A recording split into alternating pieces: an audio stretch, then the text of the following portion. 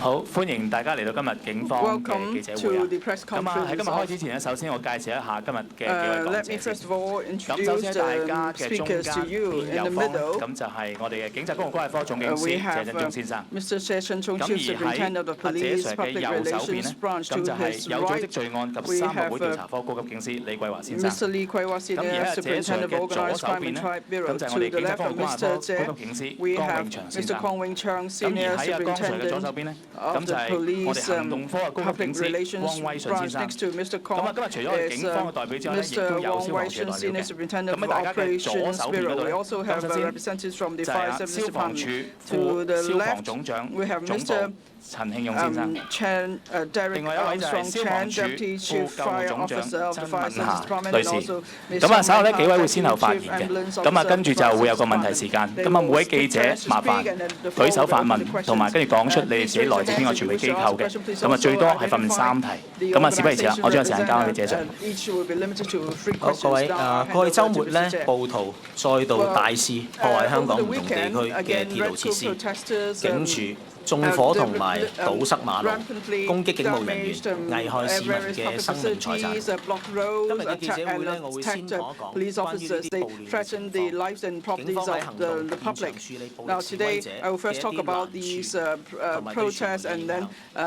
然後呢 the difficulties we face in dealing with protests, and then Mr. Kwong will give you some information on the operations and related figures. And then the Fire Service Department colleagues will tell you about the arsons committed in public activities and how they would threaten public safety. And finally, I will do a sum up. Now, in the past few nights, again, protesters vandalized the Prince Edward Station and attacked the Mong Kok police station. Let us first look at how the violent protesters vandalized various facilities.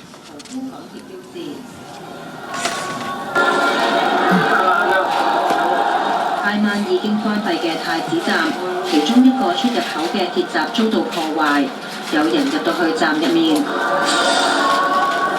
亦都有示威者用錘仔毀壞交通燈，同埋剪電線。路邊有磚頭被掘起，有示威者掟磚破壞警署嘅窗，沿路設路障。喺旺角西洋菜南街同埋亞皆老街交界燒起雜物，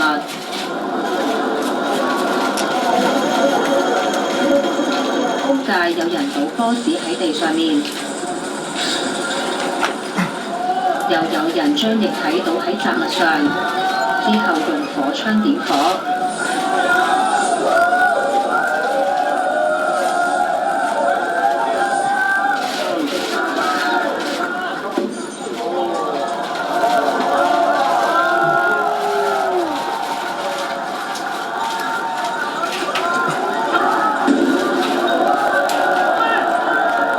喺夜晚10點半左右，再有示威者喺登打士街同倫敦道交界燒起雜物。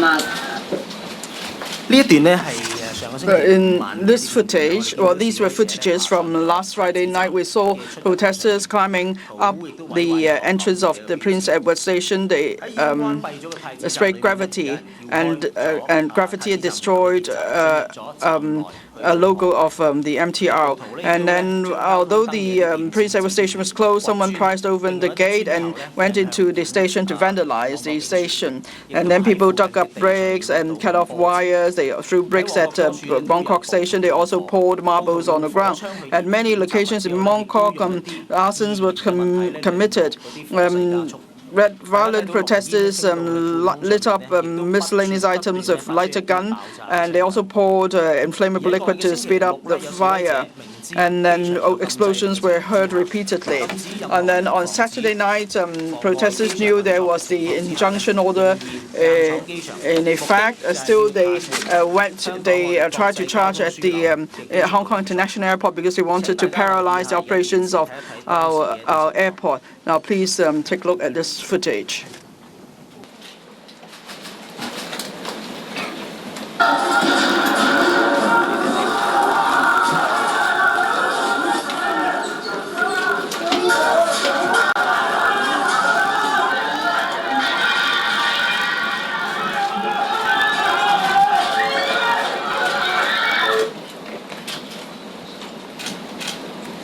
段片係咪應該係播翻呢一個 The footage will be about the Tongchong station.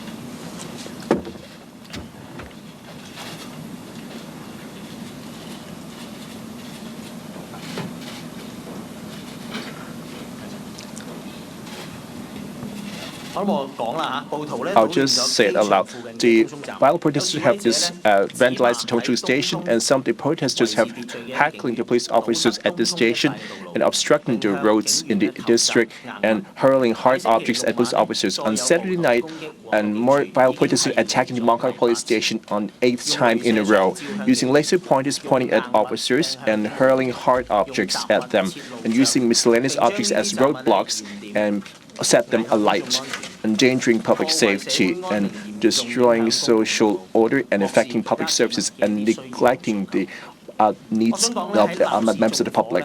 Committing arson in the town center is reckless and behavior, and you can see the fire outside the Mong Kok station. The fire reached as high as a few meters, and in the process, keep on generating explosive sound. The violent protesters then went to different MTR stations and vandalizing various facilities and threatening police cordon line and attacking police officers. And as well as some of them who hold different views have been heckling with the violent protesters. And Taibu Market and Shatin and Tengkun Station have destroying turnstiles and smashing screens and pouring liquid on various machines and spraying black on CCTVs. In Shatin Station, the police made arrest. Some of the violent protesters have hurled hard objects at officers, including fire extinguishers, using umbrellas and metal rods attacking police officers, and spraying police extinguishers at officers. On Sunday, at around 2 in Sunday, the assembly and procession in Central once again has been hijacked by violent protesters and turned into a series of violent acts. At around from 3 onwards, someone had broke the ticket selling machine at Central Station. Due to public safety, at around 3:30, the police suggest the organizers to halt the procession early. At around 3:45, the organizers accepted police suggestions, and finally, organizers at 4 o'clock announced the end of the public event. And from 4:30 onwards, and Pettit Street and Cheddar Road, some of the protesters have set up roadblocks and set carters alight and committed arson in carriageways.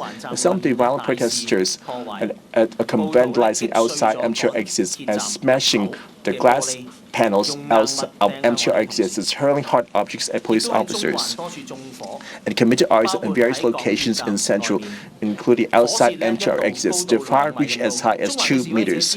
The Central protesters went to Admiralty, Wan Chai, and Causeway Bay. And in Causeway Bay, some members of the public were interviewed of the public were dissatisfied of the damage done by protesters on MTR stations. And yet, the violent protesters would disregard such views. In Wan Chai Station, the protesters have smashed various screens and destroyed turnstile and fire safety installations. In Causeway Bay, a later road, the violent protesters have thrown petrol bombs, and Hennessy Road have hurled bricks, stones at police officers and pointed laser at them.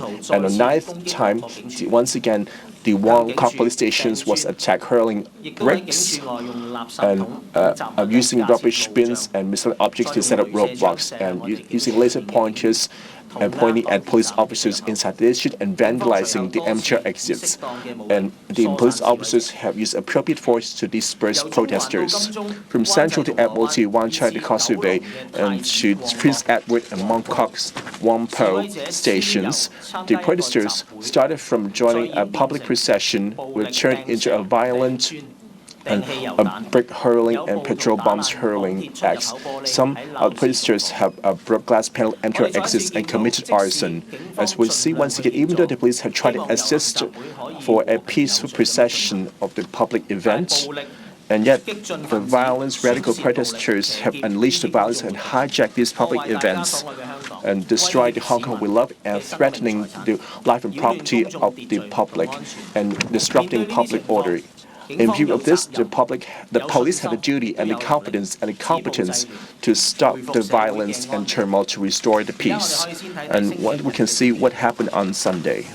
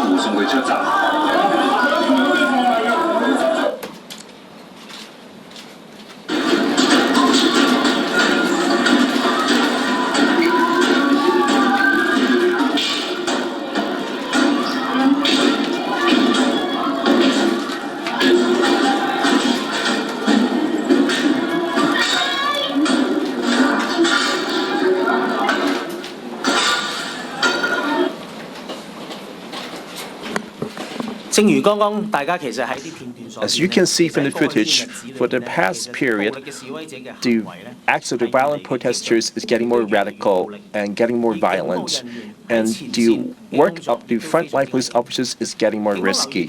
The police also noticed that intelligence have shown that someone would use offensive weapons or even lethal weapons to injure police officers at close distance. In the past protests, we did see that some of the violent protesters had put them into practice. For example, in Chunwan, some violent protesters have stabbed police officers inside a police vehicle.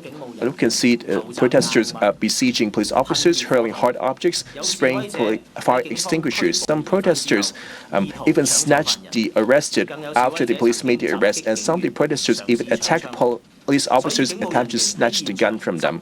Therefore, police officers, in the course of doing their job, compared to the past, they will need to be more vigilant in order to protect themselves, the arrested, and those at present. The police must keep an appropriate and safe distance with all those present at the scene. We also notice that some of the members of the media will news gather a close distance when they dash forward when the police make their arrest, and even encircle the police officers and the arrested. This is not ideal and also very risky. There are some with ulterior motive who wore reflective vests and mingled with the reporters. The way they acted was not what some normal reporters would do. Instead, they were just taking cover from the media, and in fact, they were there to attack police officers. So for frontline police officers, they may not be able to identify reporters, protesters, volunteers, or first aid personnel on the site. So we need to take appropriate measures to make sure there is an appropriate distance between us and the others. This is to ensure the safety of police officers. So may I appeal to you that you should not stay close to police officers when they are carrying out their duties. Now I will ask Mr. Kong to give you some figures. It's not yet time for questions. Let me give you some arrest figures. From Friday to early this morning, the police arrested 157 people. There were 125 males and 32 females, aged between 13 and 63. They were involved in criminal criminal damage, obstructing police officers performing duties, possession of offensive weapons, fighting in public places, assaulting the police, resisting arrest, possession of items that may be used for legal purpose, loitering, criminal contempt of court, failure to produce identity, and unlawful assembly. And so since for the Saturday arrest, the police has now charged 5 males and 1 female.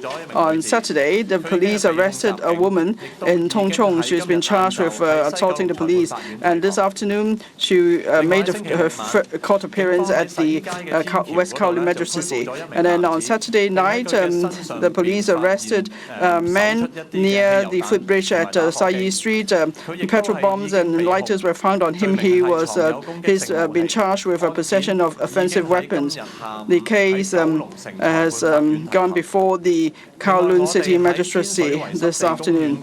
And then near at the Wetland Park MTR station at Tin Shui, where 2 men were arrested. They were charged for conspiring to commit criminal damage because they vandalized station facilities. This morning, they made their court appearance at the Tuen Mun Magistracy. And then at the Ting Chung light rail station at Tuen Mun, 2 men were arrested again for criminal damage. They have vandalized station facilities. This afternoon, they appeared before the Tuen Mun Magistracy. On the use of ammunition, in the 6th of September operation, that is Friday, we used 13 rounds of CS grenade and CS round, 6 rounds of rubber baton round and rubber slug, and 22 rounds of super sock. On Saturday, in our operations, we did not use any ammunition. On Sunday, in our operations, we used a total of 18 rounds of CS grenade and plus CS round, 13 rounds of rubber baton rounds and rubber slug, 10 rounds of super sock, and 1 round of 40mm launcher. And then in the operations from Friday to this morning, 12 police officers were injured, mostly during the arrest operations. And now I would like to make some clarification. We noted there are allegations circulating that yesterday, outside the MTR station at Causeway Bay, we used tear gas without reasons. I would like to clarify here that at the time, actually, our colleagues were at the MTR station exit. There were radical protesters hurling bricks, garbage at them from above. So our officers had to use appropriate force to disperse them and also remove the immediate danger. Now, we had to create a safe distance, and we saw at the time there were radical protesters leaving from bus stops behind the MTR station. That's why we threw 1 handheld tear gas grenade in that direction. We also note that during the weekend, some female were searched by male police officers. I would like to clarify here that there was allegation about a case in Tung Chung. We did stop and search someone. We asked the passengers on the bus to get out of the bus for search. And there was our female colleague who conducted the search on a female passenger. And then at 140 Leighton Road, outside a school there was another uniformed female police officer who searched a woman whom we had reasons to suspect was taking part in an unlawful assembly. And as I said, it was a female officer who conducted a search on this woman. I must stress again, the police has strict protocol for conducting search.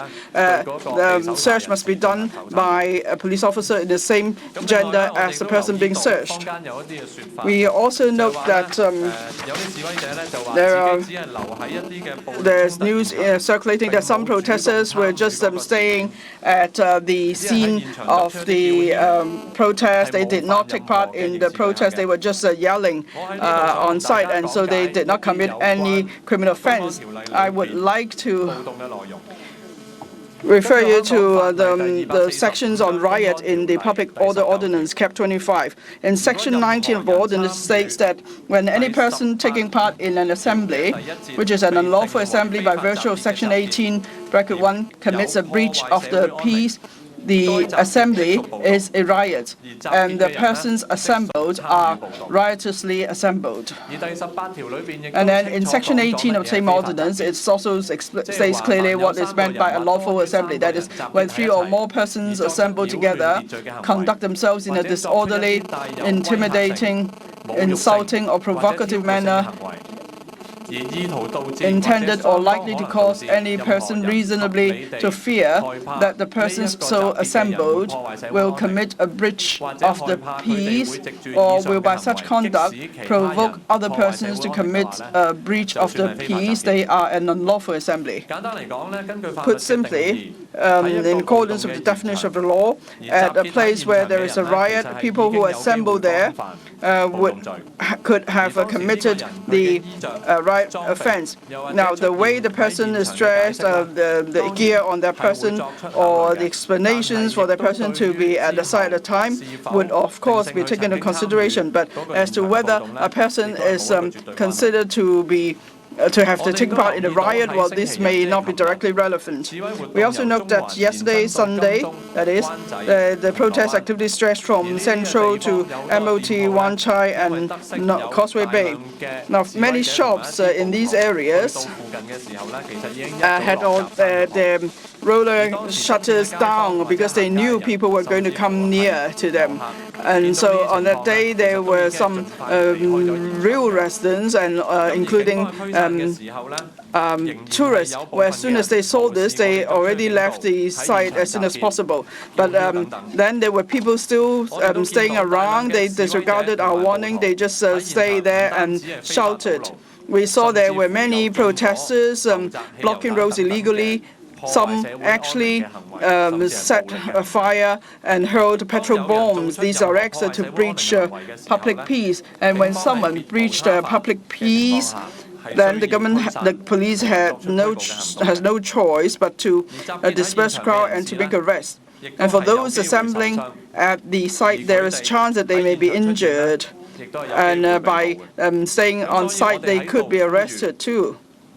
So we must appeal to members of the public. If you are conducting yourself in a peaceful manner, you have nothing to do with the such incidents. Please pay attention to what's going on. Unless it's absolutely necessary, please do not go to high-risk areas, because then you would put yourself in harm's way. And also, please do not take part in such violent activities. Even if you were just shouting, you could be caught. Now I will hand over to the Fire Services Department. Thank you, Mr. Kong. Good afternoon. In the past few days, at different districts in Hong Kong, we've seen protests and people gathering. On Friday, the Fire Services Department received 50 reports of fire at Shantung Street, Nathan Road, Dundas Street, Junction, Argyle Street, Sai Yang Street. Solve roadblocks were set up and fire was lit. This is a serious threat to public safety. And on a Saturday, we received 5 reports of fire. One was at night at the junction of Prince Edward Road West and Sai Yang Choi Street South. People put out rubbish and then set them alight. And we could see a huge fire. And then there was also explosion in the process. The fire became even more serious. And then there were also footages to show that protesters are pouring inflammable liquid on the fire. Then they were affected too by with the raging fire. It's very dangerous. And then on Sunday we received 3 reports of fire related to protests. One was at Pedder Street. People burned carton boxes, and then there was someone blocked the Central Station exit near Prince Edward Building, and then they set fire there. Now, if there should be a fire inside the station, people won't be able to leave from this blocked exit, so the consequences could be dire. Now, there are now increasing number of arson at more locations. At first, they just burned miscellaneous items on the road, but now, given the thick smoke and the intensive fire, nearby facilities and residents may be affected. Now, these are acts that will seriously threaten the life and safety of the public, and the Fire Services Department strongly condemns that. And also, in the past few days, we saw protesters misusing fire service installations. Now, the Fire Service Department will stress again, if fire service installations are misused by the public, then when there's a fire, these installations cannot be used to put out fire, and the consequences could be dire. And the department must stress that again, that by blocking roads, it would severely affect emergency services provided by the department. We appeal to rioters to exercise self-restraint. They must consider the safety of others, stop these such acts. And also, we must appeal to the public to stay away from places where there could be danger. Please don't get around to observe what's going on. Thank you.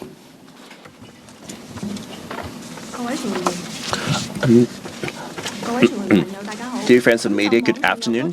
As for a lot of the online rumors and discussion posted on August 31st, the Prince Edward Station did a large number of casualties. The FSD be accused of concealing the actual number of casualties.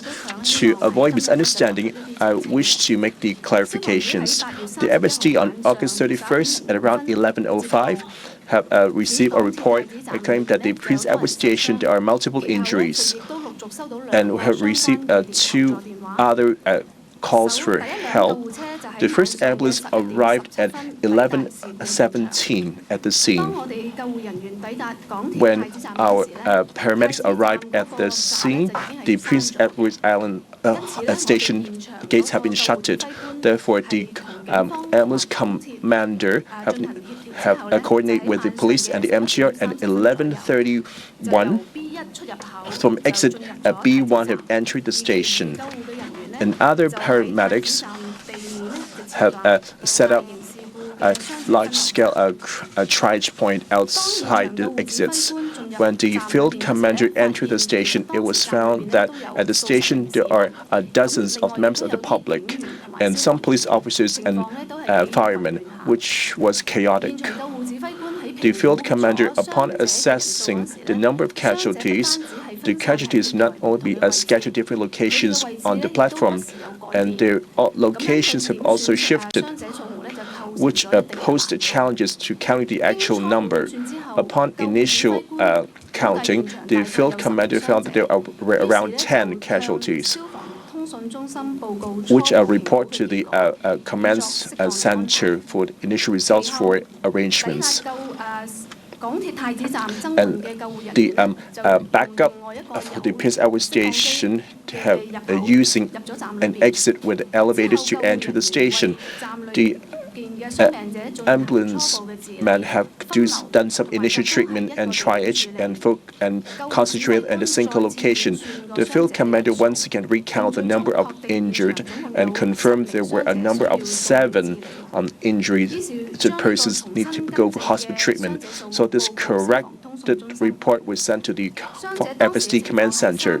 So there are 3 with severely injured, 2 some normal injuries, and 2 with lightly injured.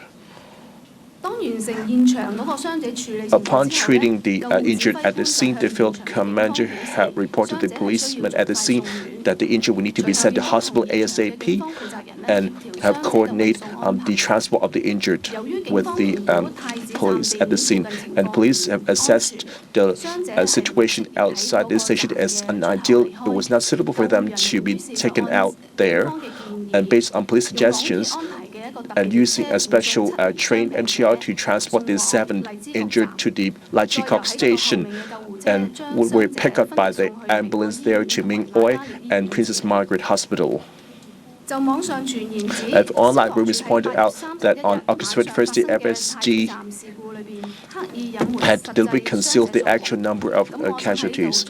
Let me reiterate that the FSD have been based on the on-field observations and record to report the data to the media accurately. We don't understand some netizens were noted that the field commander had reported 10 injuries and now correct to 7 and speculated the FSD had inappropriately revised such figures. And I explained earlier, at that time, inside the station, it was chaotic. The injured was scattered at different locations, and they have also shifted locations. The FSD, when making initial count, there was likely to have count the injured repeatedly.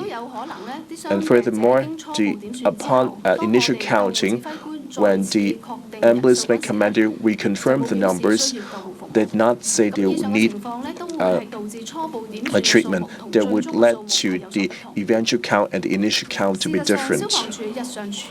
In the course of dealing with large-scale casualty events, the field commander would first do an initial assessment of the injured and will report to the results of the command center so as to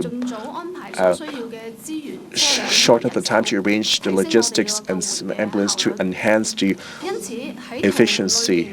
Therefore, in similar events, for the initial count of the injuries may be updated from time to time and should be based on will be different from the eventual count.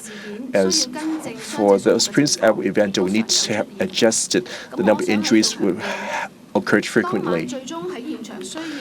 For the final number, the 7 injured that need treatment, they all been transported by special MTR under the escort of the ambulance men arrived at the Lai Chi Kok station, which were picked up by the ambulance there to Meng Oi and Princess Margaret Hospital. Caritas Hospital. As the media reported that the 3 members of the public on the night of August 31st at Yaomate MTR station that were picked up by the ambulance to Kwangwa Hospital, which led the media to speculate that there's 7 in Prince Edward Station and 3 at the Yaomate station, which met with the initial count of 10. The FSD wished to clarify that the 2 events happened in different districts have not connected. In fact, at Yaomate Station, our colleague came across with those 3 injured. Actually, earlier than the field commander entered Prince Edward Station. Therefore, the field commander have not been in contact with those injured at Yaomate. And in public events, the members of the public were administering first aid to the injured. I would like to take this chance to explain that the first aider at the scene were not dispatched by the FSD. I hope that the media can explain the difference when reporting. The FSD uphold their principle of saving the danger and saving the public in providing emergency rescue ambulance services with not differentiate background and the identities of the injured. And let me appeal to the public that everyone should cooperate with the first aider so that the injured can receive speedy treatment. Let me sum up. In the past weekend, again, there were protesters who tried to block the operations of the airport, and there were radical protesters causing carnage and rampant damage at different MTR stations. They also set up roadblocks on main roads. They set fires and they destroyed over 40 sets of traffic lights. Obviously, they were trying to do this against the people. They destroyed traffic facilities and they blocked roads and they will affect the safety of road users. And if they block MTR exits or set fire, this will obstruct people from inside station to get out as especially when there's a danger. So all these activities are just to block traffic, and the illegal acts will, and the damage done, the bill will have to be paid by the innocent public. And infrastructure facilities are destroyed. That takes time to be repaired, and traffic facilities also need time to be repaired. And then it will make it more difficult for those with disabilities and with impaired vision to go out. We will take all necessary steps to stop violence and turmoil, and we will apprehend those who have breached the law. We will continue to maintain public law and order and ensure public safety. We will make appropriate operations as necessary. Wreaked havoc on various public transport facilities. Everyone in society is a loser. Last Saturday, protesters openly defied an injunction and attempt to obstruct and interfere with the proper use of the Hong Kong International Airport. On the same night, radical protesters turns their attention to Mong Kok Police Station. They resort to violent acts such as throwing bricks and pointing laser beams at our offices, building barricades on main roads, and smashing up public properties. Worst of all, they start fires in the busy streets of Mong Kok, endangering the safety of the resident, passerby, and our officers on scene. The rioters then carry on their rampage in various different MTR stations, vandalizing facilities like CCTV, turntiles, and ticket machines. Then on Sunday, what began as lawful public meetings and processions in Central quickly radicalized and descend to mass destruction across the city. As the public event was hijacked by criminal and violent elements, the police advised the public event be concluded at around 3:30 in the afternoon, and the organizer announced its conclusion at 4 p.m. Apart from setting fire to barricades and trays on main roads, rioters also destroyed facilities extensively in MTR stations in Central, Causeway Bay, and Wan Chai. Rioters even threw rocks and petrol bombs around in Causeway Bay. The violence later spread across to Kowloon. It is the 9th night in a row that Mong Kok Police Station came under attack. Again and again, rioters set barricades and damaged public properties on main roads. Such repeated reckless and ruthless violence pose a grave danger to public safety. Apart from escalating violence, we are aware more and more protesters came into direct contact with our officers while they are carrying out their duties. Certain protesters even attempt to help arrested people escape from police custody and assault our officers. Some even intend to snatch our officers' guns. Our officers were constantly on heightened alert while on duty. On one hand, they have to arrest offenders. On the other hand, they have to ensure their own safety and the safety of everyone at the scene.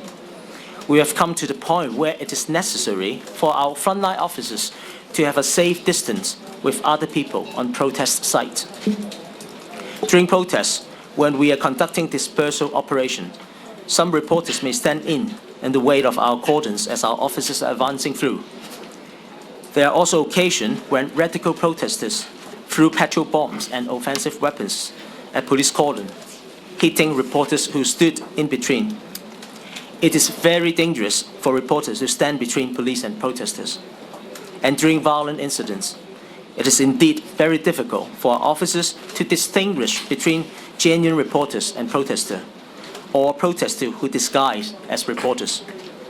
We appeal to bona fide members of the press to maintain a safe distance with our officers, especially when they are making arrests and carrying out dispersal operations. We must emphasize, no matter who you and what you're doing, please maintain certain distance from our officers. This is the best way to ensure everyone's safety in violent and chaotic situations. Now I'll move on to arrest figures. From Friday to 8 a.m. today, we arrested 157 people aged between 13 and 63 years old, consisting of 125 males and 32 females. Their offenses including unlawful assembly, possession of offensive weapons, and criminal damage, loitering, assaulting police officers, etc. I'll now rebut certain rumors There are online comments accusing our male officers of searching female suspects in Tung Chung and Causeway Bay. But the truth is, on both occasions, the officers conducting the search were all female officers. I must reiterate that we have strict guidelines on the search of suspects. Only officers of the same sex of the suspect are allowed to perform a search. Also, we are aware that the public may have understanding about the offense of taking part in a riot. According to Section 19 of the Public Order Ordinance of the Hong Kong laws, when any person taking part in an assembly, which is an unlawful assembly, commits a breach of the peace, the assembly is a riot, and the person assembled are riotously assembled. This means those who are assembled at the scene of a riot may already have committed the offense of taking part in a riot. It has nothing to do your outfits or gears or why you appear in the first place. When violent incident takes place, we always appeal to members of the public through social media and on-site announcement to leave the area at once. But certain people still ignore police warnings and continue to behave in a disorderly manner. This necessitates and justifies our dispersal operation as well as our use of force. In conclusion, we must bear in mind, with the intense and extensive violence used by protesters, everyone in the society is a loser. Over the weekend, as many as 40 traffic lights were damaged across the city, and many MTR stations were left in ruins. Such random and rampant destruction of infrastructure seriously affect the livelihood of ordinary citizens.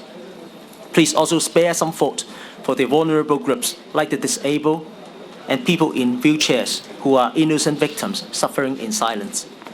The reconstruction of infrastructure does not happen overnight. It takes a lot of time to repair the damages. So for society to recover, it is high time to halt all violence right now. We must stand firm to stamp out violence. Thank you. 好，稍後問題時間，咁啊每位發問嘅傳媒最多問3條，同埋之後將個咪交翻俾同。